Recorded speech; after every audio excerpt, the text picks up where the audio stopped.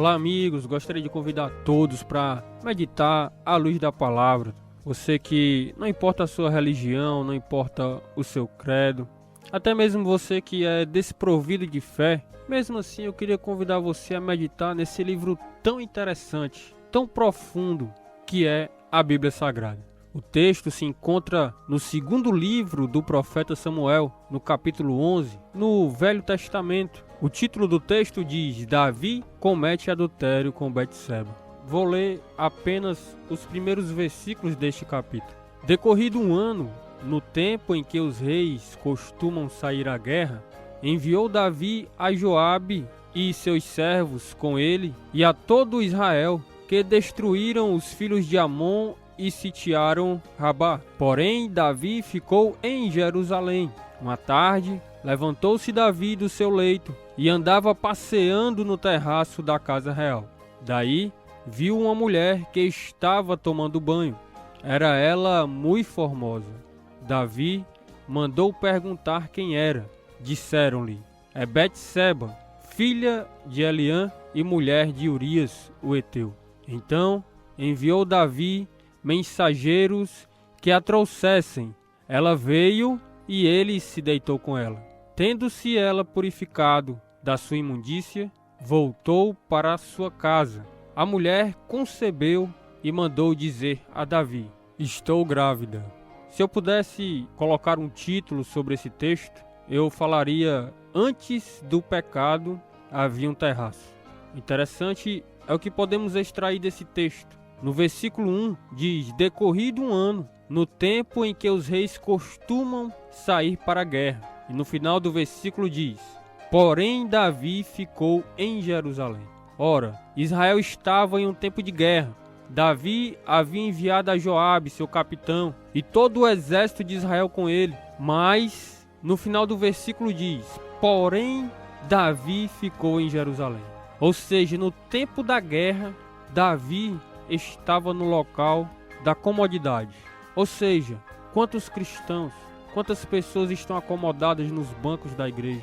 Nós estamos numa guerra espiritual, nós estamos precisando de pessoas dispostas a fazer o bem, nós estamos precisando de pessoas dispostas a ajudar, nós estamos precisando de pessoas dispostas a visitar um hospital, a visitar as prisões, a visitar aqueles que estão passando por dificuldade. Estamos precisando de pessoas para esta guerra espiritual. Ora, nós sabemos que a nossa guerra não é contra as pessoas, mas a nossa guerra é contra o mal. Nós estamos vivendo em um mundo cada vez mais perverso. As pessoas estão vendo e ouvindo cada vez mais perversidade. Ou seja, nós estamos num tempo de guerra. Porém, alguns estão na comodidade. Eu aprendo com esse versículo que uma vida sem propósito, ela é um passo em direção ao pecado. Jesus diz que ele veio para dar vida e uma vida abundante, uma vida cheia de propósito. Então é necessário que nós tenhamos um propósito em nossas vidas. Esse foi o primeiro passo de Davi em direção ao pecado. Mas que pecado foi esse? O que aconteceu? No versículo 2 diz: uma tarde, Davi estava levando uma vida sem propósito. Então o versículo 2 diz: uma tarde, levantou-se Davi do seu leito e andava passeando no terraço da casa real. Daí viu uma mulher que estava tomando banho. Era ela muito formosa, muito bonita, uma mulher linda. Uma tarde, um homem sem propósito passeando em uma tarde. Mas o que tem de errado em Davi estar passeando no terraço do seu palácio? O que havia de errado o rei de Jerusalém, em um momento em que Israel estava em guerra, passeando no terraço? Ora, Davi viu uma mulher que estava tomando banho. Era ela muito formosa, muito bonita. Davi estava sem propósito e agora ele estava passeando no terraço. A Bíblia diz que quando Davi viu aquela mulher tomando banho, que era bonita, ou seja, atraente aos seus olhos, a Bíblia diz que, vendo a mulher, que a árvore era boa para se comer, agradável aos olhos e árvore desejável para dar entendimento. Isso se encontra no livro de Gênesis, capítulo 3, quando narra a queda do homem, a queda de Adão. Ora, agora nós estamos vendo a queda de Davi. o vencedor do povo de Israel, o homem que havia derrubado o gigante Golias, o homem que era o general do exército de Israel, o homem que o povo adorava, um homem segundo o coração de Deus. Mas agora ele estava levando uma vida sem propósito, passeando no terraço, e viu uma mulher bonita.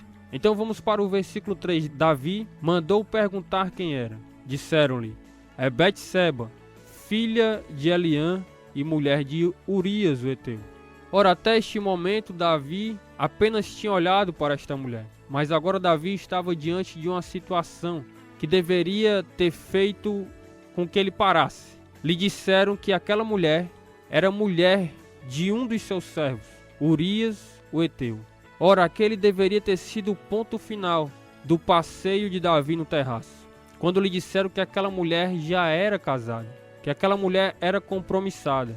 Ou seja, Davi não poderia continuar, não poderia insistir em ter um contato com aquela mulher, em desejar aquela mulher. A Bíblia diz que bem-aventurado o homem que suporta com perseverança a provação. Ora, a Bíblia também diz nesse mesmo contexto, lá na carta de Tiago, capítulo 1, que ninguém ao ser tentado diga que por Deus foi tentado, porque Deus não tenta a ninguém com o mal. Pelo contrário, cada um é tentado e engodado pelos seus próprios desejos, pelas suas próprias concupiscências. Davi neste momento estava sendo atraído e engodado pelo seu próprio desejo. E o contexto continua dizendo que então a cobiça, depois de haver concebido, dá à luz o pecado, e o pecado gera a morte. Ou seja, Davi estava prestes a quebrar a sua aliança com Deus, a quebrar a sua comunhão com Deus.